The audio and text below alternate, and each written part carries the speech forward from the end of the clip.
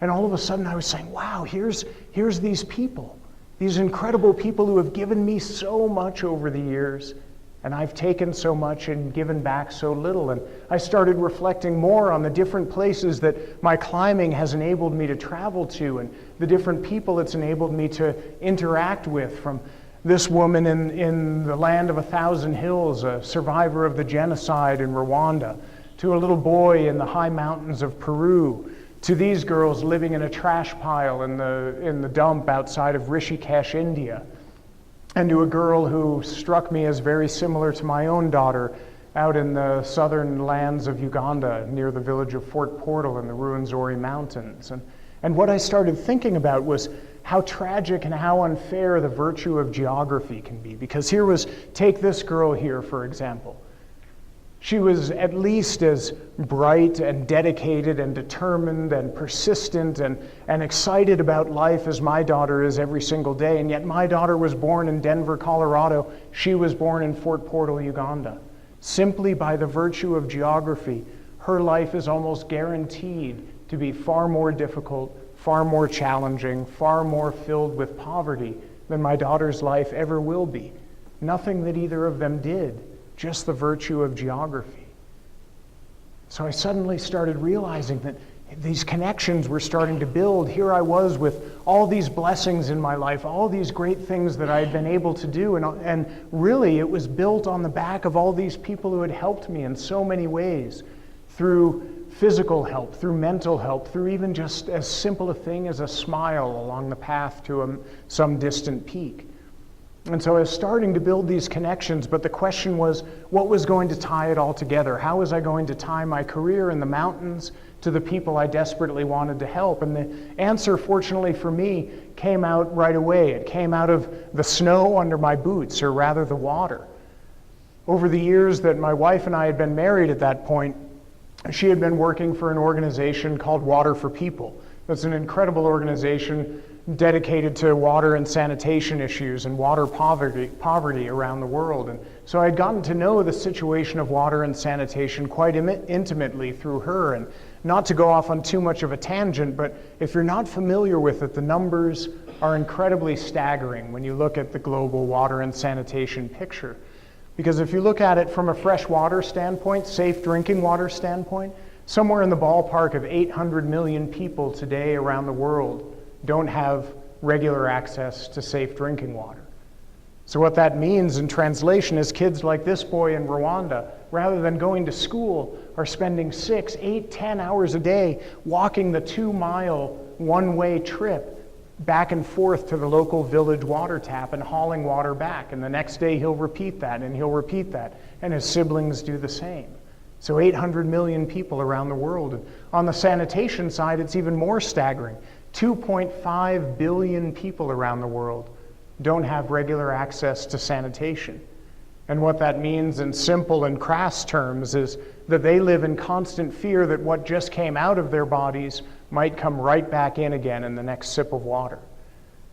So these were staggering, staggering numbers. And there I was realizing that I had just come off of an expedition that had millions of hits on our website, millions of dollars in sponsorship, all this incredible energy around it. And what was it for? It was for a summit at the end of the day. Nothing changed, nothing remarkable happened. So I figured, well, I'm involved in this sport that has incredible drama, incredible visibility, and gives me the opportunity to harness that and leverage it to hopefully do some good and distract people by bringing them in through the drama of climbing, and then say, hey, this is something more important over here. Let's focus your money and your time and attention on something that actually helps people. So I decided to start an organization called Challenge 21. And this was my first shot at trying to meld these things and give some why, some meaning to my climbing. And the idea of Challenge 21, again, was exactly that, to harness the drama and visibility of climbing and use it to bring people in and direct their attention and money to something that to me was far more important than just climbing mountains. And so we launched all these expeditions to do exactly that. We started off in the incredible mountains of southwest Uganda, Ptolemy's Mountains of the Moon, the Ruwenzori Mountains. Incredible peaks, the most heavily glaciated in all of Africa. And they also happen to be nicknamed the Rainmaker. That's what Ruwenzori means, and it should be called Mudmaker. because down in the low valleys we were literally waist deep in mud day after day walking through these bogs. But eventually we got up to the high glaciated peaks and reached the summit, and on that first expedition we raised about $35,000, every penny of which went to Water for People and their programs around the world. So it was this incredible expedition, and we kept going with more and more after that, on to El Pico de Orizaba down in Mexico, on to Kilimanjaro in Africa, and eventually to the West Ridge of Everest to walk in the footsteps of Tom Hornbein and Willie Unsold. And all these incredible expeditions, and I'm proud to say that through those trips, through all those energies, we had some great successes. We managed to raise now in the ballpark of $400,000, all of which, again, went directly to Water for People. We never touched any penny of that, and through various media and everything, we were able to get the word out to over 2 million people about the crisis of water and sanitation around the world. But there was also a huge problem embedded within this idea I had come up with. Any of you heard of the Wharton professor and an eminent organizational psychologist, Adam Grant? Anybody read anything by him? He has a wonderful book called Give and Take, but fascinating guy.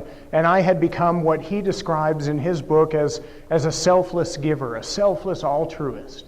And for lack of a better term, I had become a very well-meaning doormat.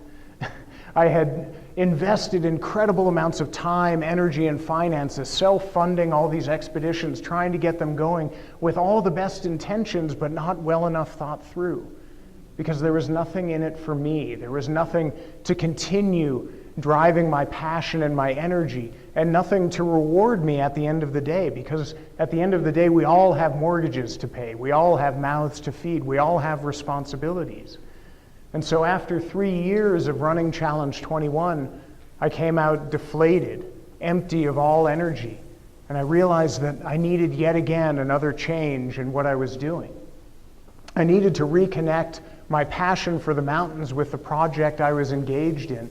And I really needed to tell the story of the mountains the way I wanted it told, not the way I thought the world wanted me to tell it.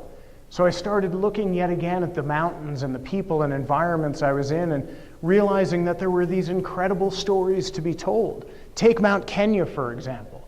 This mountain that, if you don't know, it actually generates, it's responsible for 70% of the fresh water of the country of Kenya.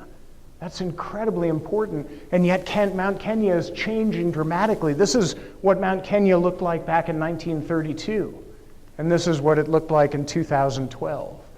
So 1932, 2012. Within 10 years or so, all of the glaciers, all the dry season storehouse of water on Mount Kenya will be gone completely. And that's happening throughout countless mountain ranges all around the world. And then you look at the rivers, these flows of water off these mountains that I'm so in tune with and love. And they start off as big, wild, free-flowing rivers like the Ganges here as it comes out of the Garhwal Himalaya in North India. But once it gets down to the steaming central plains of central India, it's just a mere trickle of itself, choked to death with sewage, feces, and industrial effluvia, dammed and diverted, revered and reviled. So I decided to re-engage with the story of water and mountains and all my loves, and we started first with Mount Kenya and telling the story of this mountain and this watershed.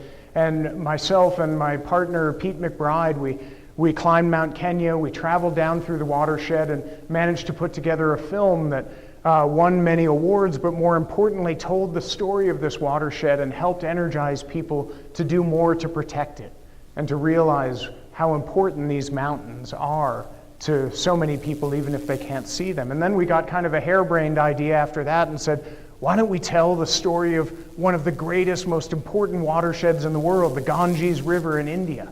Why don't we go up to the very head of the Ganges River, up on the Gangotri Glacier, try and climb to the highest headwaters of the river, and then follow the river all the way, source to sea, down through the steaming heartland on the Indo-Gangetic Plains, and eventually to where it hits the sea at the Bay of Bengal near Calcutta.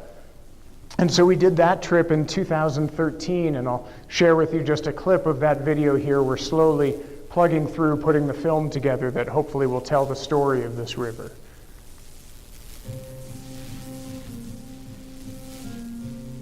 In northern India, there is a river that naturally cleans itself after the main river in the world. If Ganga dies, India dies. If Ganga cries, India dies. The idea was simple. It started somewhere with an antique motorcycle logo in the air. Explore the sacred Ganges from its source to the sea and try to understand its magic, effect of water, and figure out if its life form can stay alive.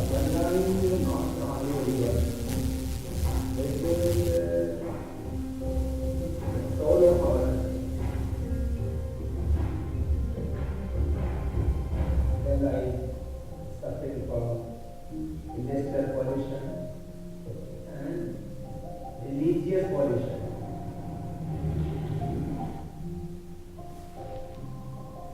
Time has come that as people have worshipped the Creator, they should take their conclusions. Few stretches of the river where the river has a chance to actually breathe. When the river can actually be a river, for most other times, we essentially take water from the river and we give back the resource. And so the river dies, and then it dies, and then it dies. It must be seen as a person. They have a right, we have a right, humans have a right, nature has a right.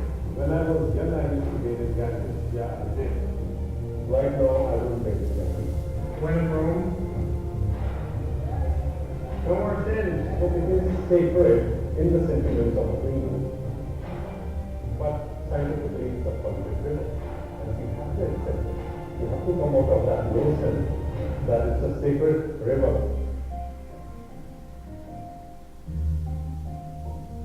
My generation will be a generation of crossroads.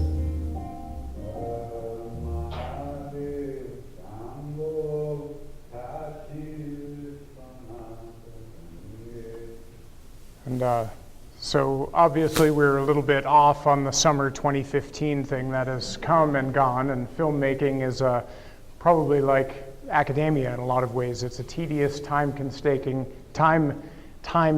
process, but we're getting there eventually. So, so now where does that leave us? How does this all relate to joy and more importantly to integrity? Well, again, I think that joy is that profound thing. It's that incredibly important thing. It is the answer to why we do what we do. It lays at the ground, at the very heart of everything that we do in our lives. And it's incredibly important because it drives our integrity. It drives our decision making. And when we connect with joy, we are going to act with integrity. We are going to do the right thing based on our moral compass, on our ethics, on those things that we hold most dear at the core of our being. So what is joy? How do we identify it? Well, I've killed so many brain cells spending way too much time at high altitude. I have to remember everything using acronyms. And so I've turned joy into an acronym. And my concept of it is this. It's three simple things. First is joie de vivre. Connect with that which gives you passion, that which you love. All of you are doing that already. You're in the midst of the things that you love doing. So continue that, embrace it. For those of you who are not yet in your careers, find that joy, find that passion. Don't settle for the job that will just give you a paycheck, because that will burn you out before long. So follow your passions, hit that joie de vivre. But remember the O, other. Connect with those people, things, places, environments, the things that touch your ethics, that also touch your passion. Reach out to those who depend on you, be them right in your family, in your living room, across the street, or across the world. Look out for the others around you and make sure that there is other within your reason why you do things. And then finally, don't forget the why, which is you. Remember, again, not to become a well-intentioned doormat. Don't let yourself hit that burnout of the selfless altruist who gives and gives and gives and never gets anything in return. because we all need to recharge our batteries. We all need to pay a mortgage. We all have realities of life. And if we burn ourselves out, we can't give anymore. So joie de vivre, other, and you. Put those three together. And again, I can't tell you why you're going to go out and climb. I can't tell you what your joy is. But I can tell you that if you identify it, if you search for it, if you engage with it, you will live a life that's full of passion and compassion. You'll live a life that's driven by integrity, because when we engage with the joy in our lives and careers, to violate that integrity is to lie to ourselves and to lie to those that depend on us and that which we hold most dear. So when we have that joy, we will act with integrity. We will act with integrity in everything that we do. And most importantly, at the end of the day, at the end of the expedition, we'll be able to come home and look at those that we care most about and look at ourselves, and we'll have a real reason why we went on the climb in the first place. So I want to leave you all tonight with one final thought from the great Indian author and poet Rabindranath Tagore, who said this: "I slept and dreamt that life was joy. I awoke and saw that life was service. I acted, and behold, service was joy." So again, I thank you all so much for everything that you do every day of your personal and professional lives. My hat's off to all of you, and I can't wait to see more of the community of integrity that you all are building every day. And as we say in Nepal, namaste. The spirit in me salutes the spirit which dwells within each and every one of you. So thank you very much, and namaste.